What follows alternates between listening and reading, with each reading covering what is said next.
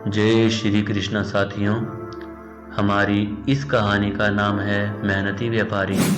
एक दिन विंध्याचल प्रदेश के राजा के दरबार में 3 व्यापारी आए और उनसे बोले, महाराज, हम तीनों रत्नों के व्यापारी हैं। व्यापार के लिए आपके राज्य में आ रहे थे कि रास्ते में डाकुओं ने हमें लूट लिया। अब हमारे पास भोजन लायक पैसे भी नहीं हैं। आप हमारी कुछ सहायता करें। व्यापारियों ने यह सोचा था कि राजा उनकी धन से मदद करेंगे, लेकिन उनकी बातें ध्यान से सुनने के बाद राजा ने उन्हें एक एक बोरी गेहूं देने का आदेश दिया। जब व्यापारी गेहूं लेकर जाने लगे तो राजा ने कहा, तुम्हारे रत्न इस राज्य की सीमा के भीतर लुटे हैं। यह अन्न इसी राज्य की भूमि में उपजा है, इसलिए तुम्हारा भरण पोषण होगा।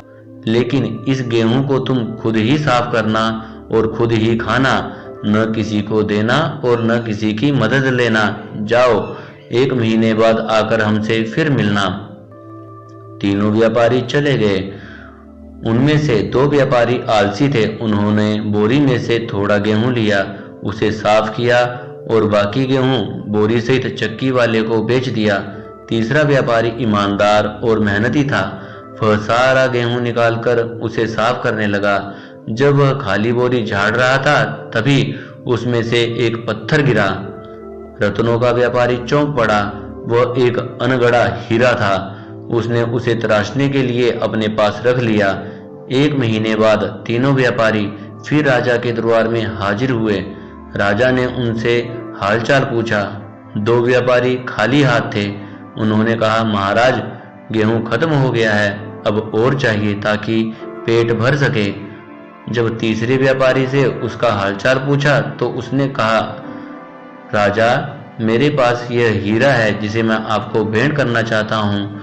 राजा मुस्कुराकर बोला, यह तुम्हारा ही है। इसे बेचकर जो धन मिले उससे अपना कारोबार शुरू करो।